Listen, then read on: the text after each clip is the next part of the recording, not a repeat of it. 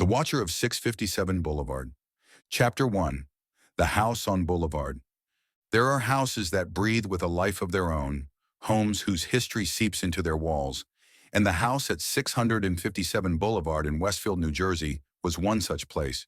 Its striking presence on the corner of Boulevard was almost regal, with a deep-set front porch, tall windows, and a towering roof that stretched high over its dark shingled exterior.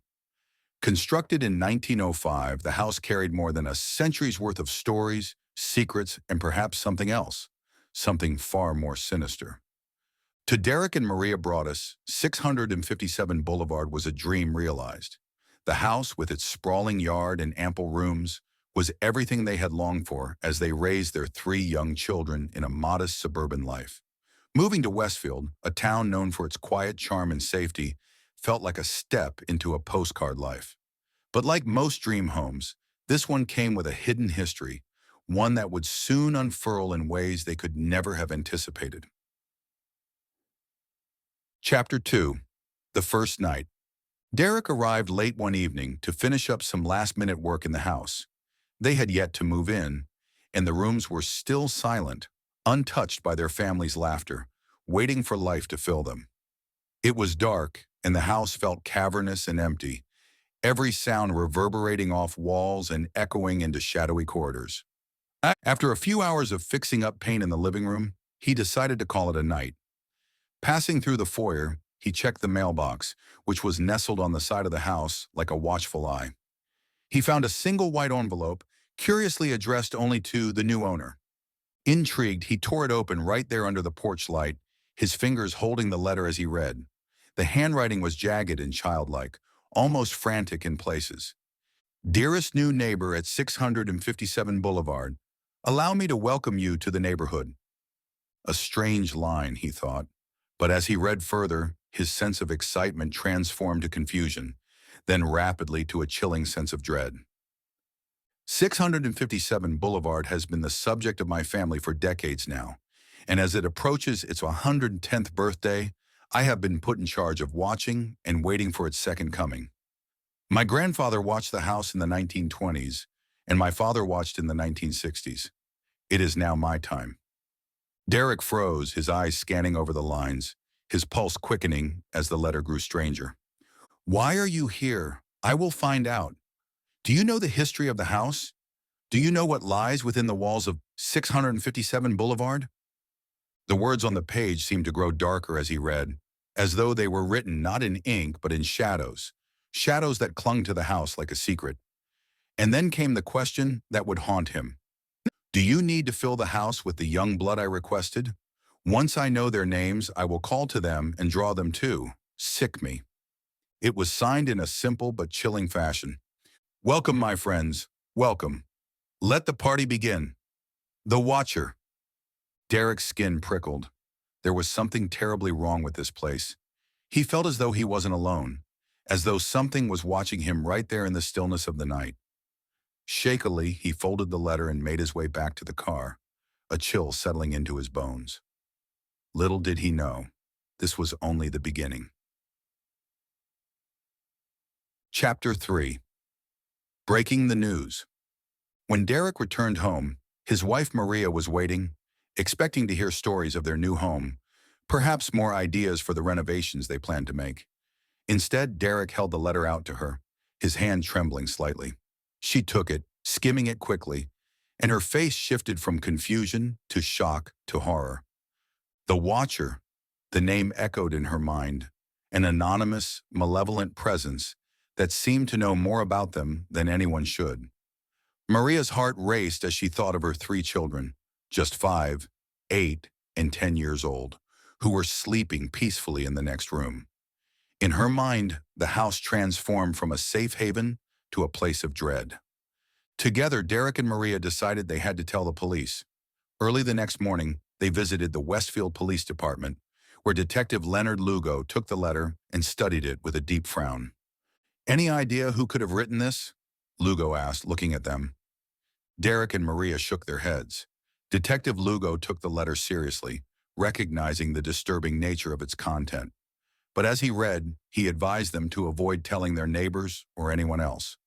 Anyone could be a suspect, he said, and the more people who knew about the Watcher, the harder it would be to find the culprit.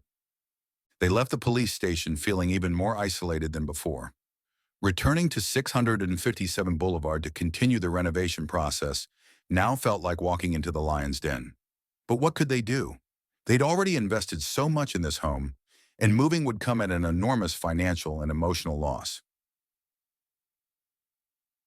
Chapter 4. Watching from the Shadows. In the days that followed, Derek began noticing small things he hadn't seen before. The narrow gaps between the blinds on the house across the street that never seemed to close completely. The neighbors who would stop mid-stride as they walked by, glancing furtively at 657 Boulevard before quickly moving on. One evening, as Derek worked late, he thought he saw a shadow cross the porch.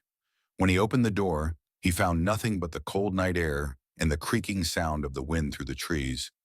But their fears soon took tangible form with the arrival of another letter. This time, it was addressed specifically to them. The workers have been busy, and I have been watching you unload carfuls of your personal belongings. The dumpster is a nice touch. Have they found what is in the walls yet? In time they will. Derek's heart pounded. The Watcher had seen everything, every small detail of their move-in process, every box and piece of furniture. And then, as if to twist the knife further, the Watcher referred to their children in an even more invasive, personal tone. You have children. I have seen them.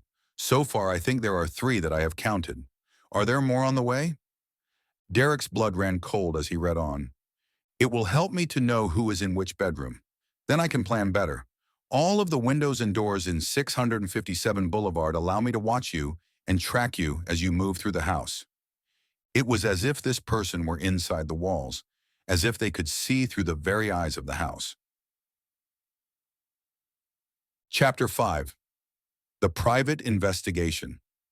Unable to live under the mounting pressure, Derek and Maria decided to take matters into their own hands. They hired private investigators to comb the neighborhood, questioning anyone who had ever lived near 657 Boulevard. The investigators worked day and night, staking out the property, keeping watch over the streets, looking for anyone or anything suspicious. They even hired a former FBI agent who specialized in threat assessments. He scoured the letters, searching for clues in the syntax, the handwriting, the peculiar misspellings. He suggested that the writer might be someone older, perhaps a resident who had watched the house change hands over the years. Still, the Watcher remained elusive. No fingerprints, no handwriting matches. Every lead came to a dead end.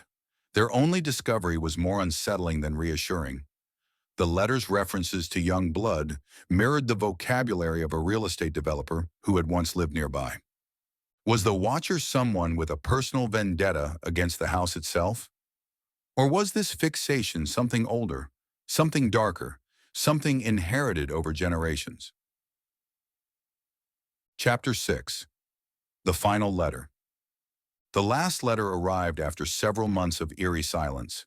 This time the message was infused with a dark impatience, as if the Watcher had grown tired of waiting. Where have you gone to? 657 Boulevard is missing you. The Broadduses had stalled their move, too afraid to bring their children into a place with such an unnerving presence.